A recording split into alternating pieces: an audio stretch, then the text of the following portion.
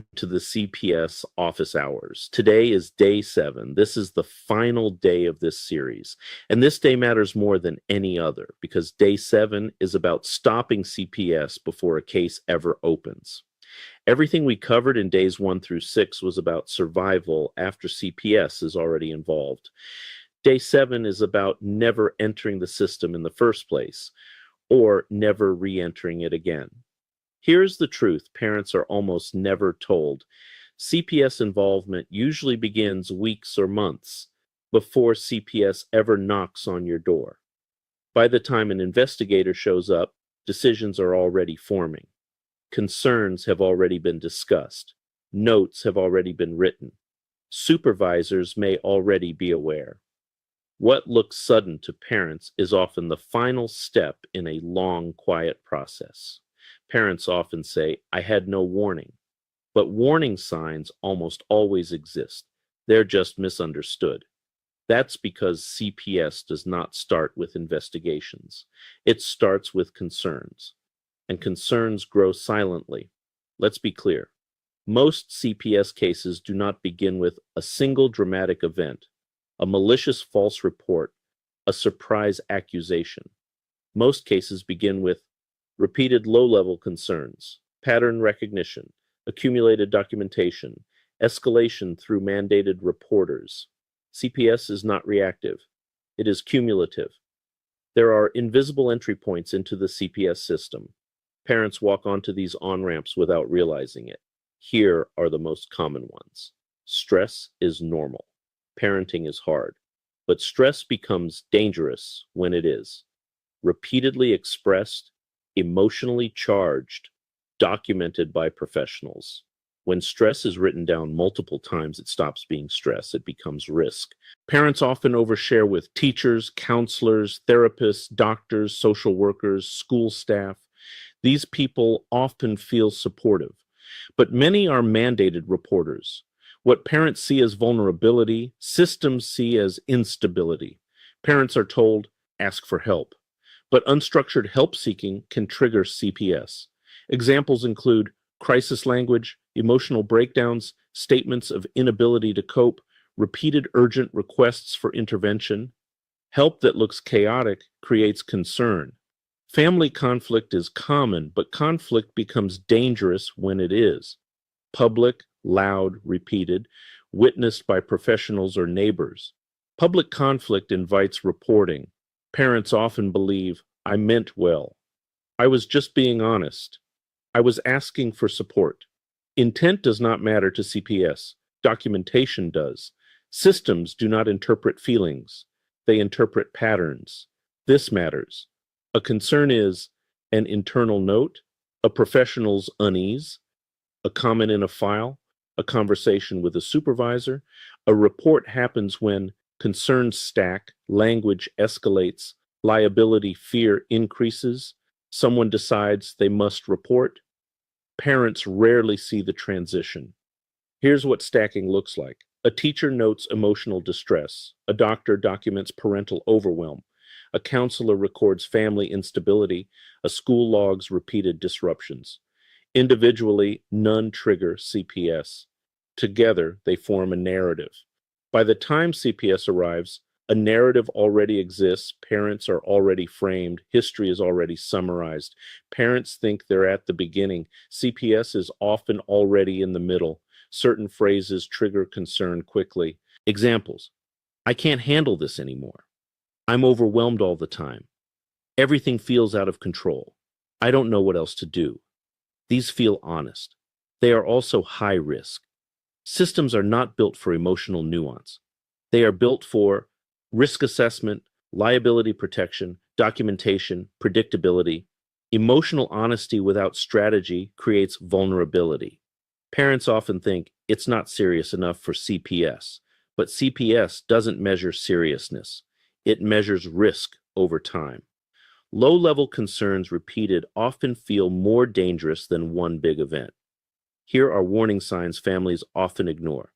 Professionals asking more questions than before, increased documentation, subtle shifts in tone, requests for extra support, suggestions involving social services.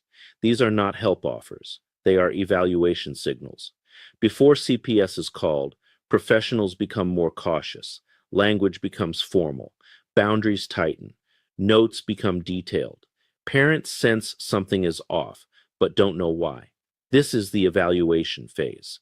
There is usually a window where concerns exist. CPS is not yet involved. Behavior changes can still stop escalation. This window closes quietly. Day 7 is about recognizing that window. Let me pause here. Nothing in this section is meant to scare you. It is meant to give you visibility. You cannot stop what you cannot see. And most parents are never taught where CPS actually begins. Next, we will talk about mandated reporters in detail. What actually triggers reports, what parents say that escalates concerns, what not to say when issues arise. This next part is critical because language creates cases. Let's continue. So we talked about how CPS involvement usually starts long before CPS ever shows up. Now we need to talk about who actually triggers CPS involvement and why parents so often walk themselves into reports without realizing it. This section is about language. Because in CPS cases, language creates risk. Most parents misunderstand mandated reporters. They think, this person is here to help me. This conversation is confidential. They won't report unless something extreme happens. That is not how mandated reporting works. Mandated reporters are required to report suspected risk, not proven harm. Mandated reporters commonly include teachers, school administrators, school counselors, doctors and nurses, therapists and mental health providers, social workers, childcare providers, certain coaches, and youth staff. Many parents interact with multiple mandated reporters every week. Mandated reporters do not report because they want to. They report because they fear liability, they fear professional consequences, they fear missing early warning signs. They are trained to escalate uncertainty. When in doubt, they report. Contrary to popular belief, reports are rarely triggered by clear abuse, obvious neglect, extreme events. Most reports are triggered by language, emotional presentation, patterned concern, perceived instability. This is why well-meaning parents get reported. Mandated reporters are trained to listen for 3 things: capacity, control, consistency. Anything that suggests a parent lacks one of these raises concern. Examples include, I can't handle this. I don't know how to manage them. I'm at my breaking point. I'm not coping well. These statements feel honest. They also signal risk. Examples include, everything is chaos. Nothing works anymore. I lose it sometimes. I just react.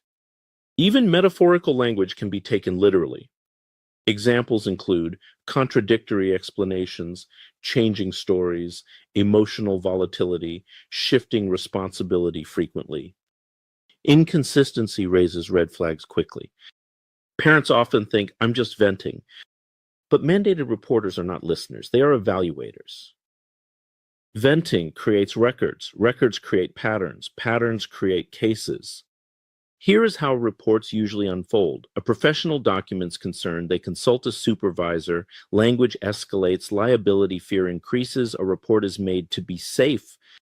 Parents are rarely warned. Parents feel betrayed because conversations felt supportive, professionals seemed empathetic, no warning was given. But mandated reporters are not allies or enemies. They are risk managers. Many parents believe this is confidential. Most professional confidentiality does not override mandated reporting. If risk is perceived, confidentiality ends. Perceived risk includes emotional overwhelm, statements of incapacity, family instability, environmental stress, repeated concern indicators. No harm needs to occur. Concern is enough. Oversharing looks like explaining every stressor, giving long emotional narratives, detailing worst-case thoughts, describing loss of control. The more you say, the more there is to document. This matters. Emotional dumping, catastrophic language, over-detailed explanations, crisis framing, neutral tone, brief explanations, solution-focused language, stability framing. High risk. I'm overwhelmed and everything feels out of control. Lower risk. We're addressing some challenges and putting structure in place. High risk. I can't manage this anymore. Lower risk. We're adjusting strategies to improve consistency. Words matter. Parents are told to be honest. Honesty without strategy can be dangerous. You can be truthful without being destabilizing. Every interaction may be documented.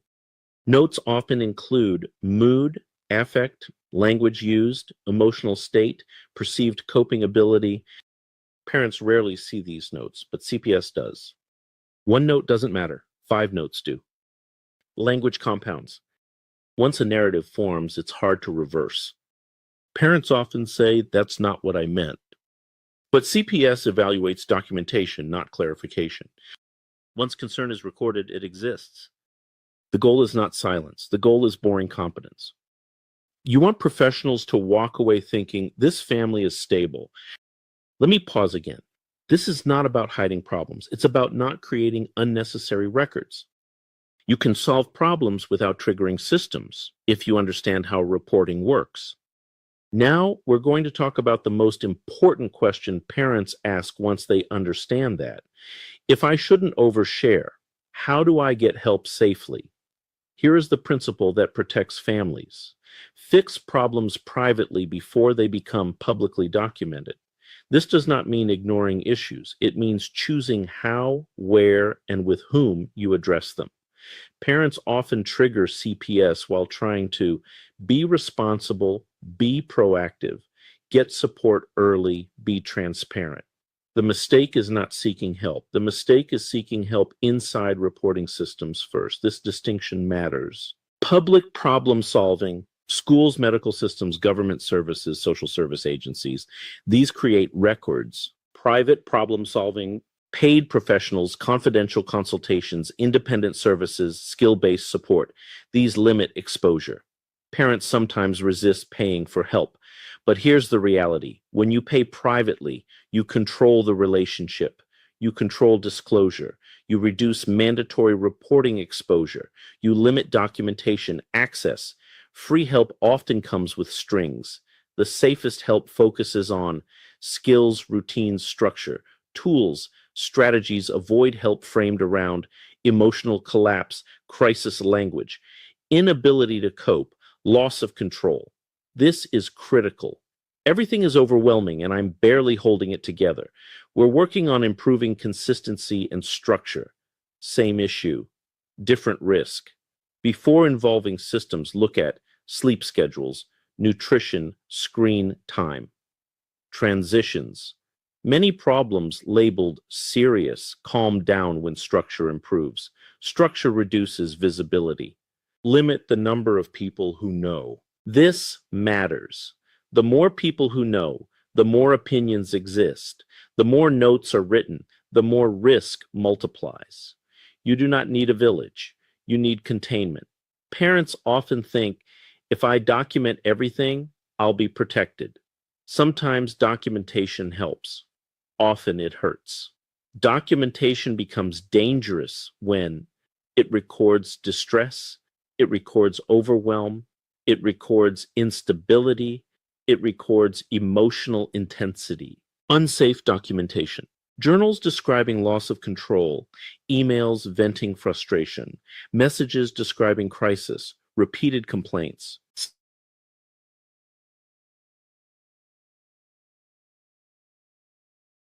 Safer documentation. Assume anything written could be read later. There are times when professional help is necessary. The key is how you do it. Safer approach. We want skill building support. We're improving routines. We're focused on prevention. We're working on structure. Riskier approach. I'm at my limit. I can't handle this. Everything feels out of control. Schools are one of the most common CPS on-ramps. Rule of thumb, solve at home before escalating to school. When schools become the problem-solving center, documentation increases. Use brief communication, neutral tone, solution language, predictability. Avoid emotional emails, crisis framing personal disclosures, Doctors document carefully.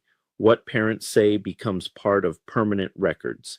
Emotional overwhelm language, parenting collapse statements, descriptions of inability to cope.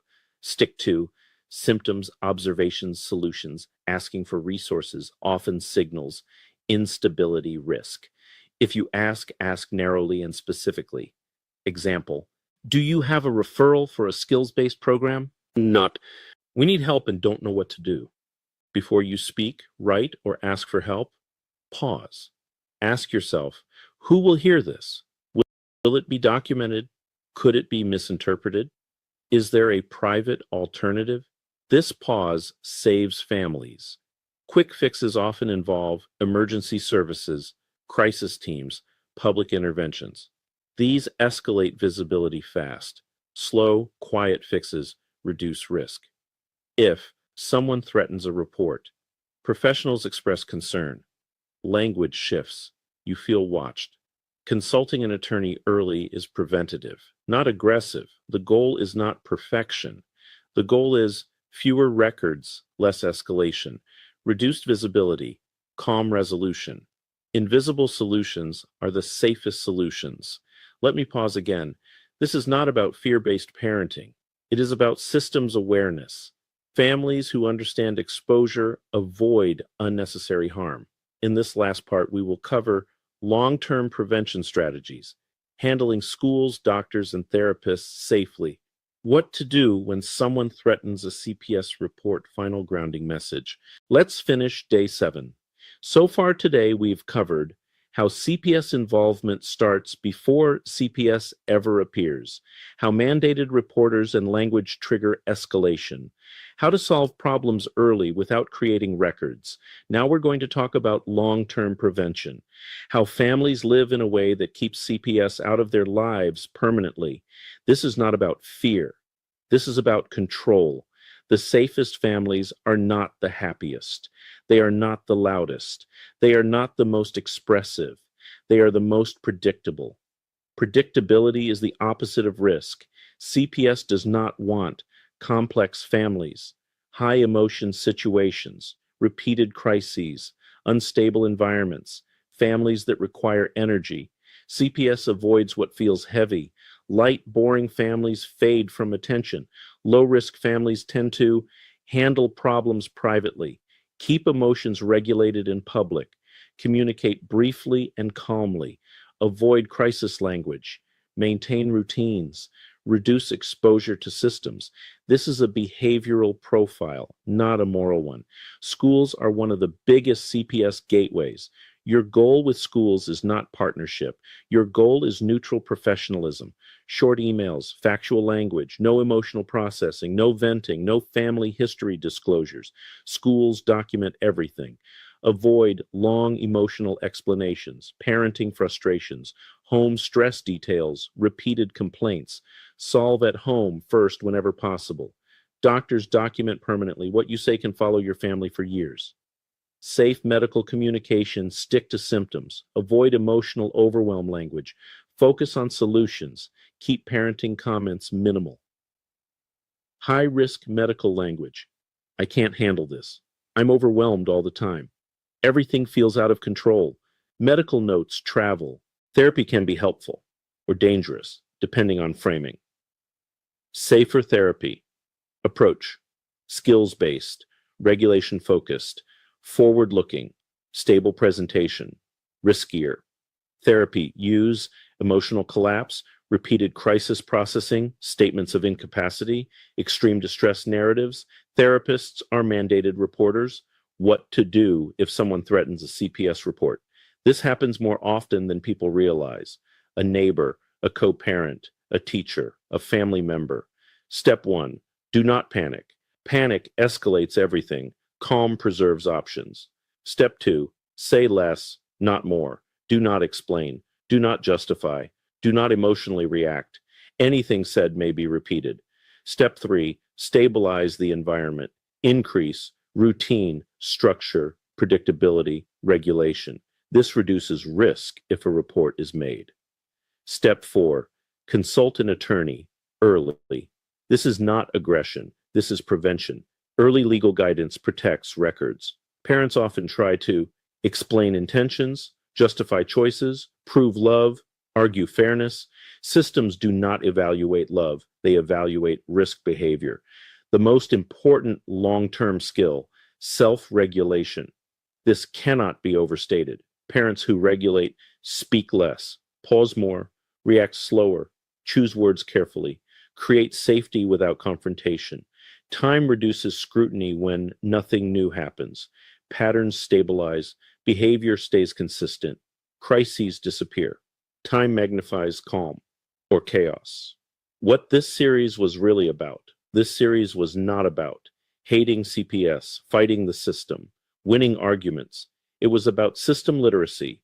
You cannot change how CPS works, but you can change how it interacts with your family. If you remember nothing else from all 7 days, remember this. CPS responds to patterns, not promises. CPS reacts to emotion, not intention. CPS escalates instability and ignores boring stability. Your goal is not to be understood. Your goal is to be unremarkable. If CPS has touched your life before, that does not define your future. Knowledge gives you leverage. Calm gives you protection. Structure gives you safety. Families who understand systems suffer less from them. This completes day 7. You now understand how CPS cases actually begin, how language and oversharing create risk, how to solve problems privately, how to prevent reports before they happen, how to live in a way that keeps CPS out of your life. If this series helped you see the system clearly, subscribe to this channel. This was not motivation. This was not comfort. This was survival literacy.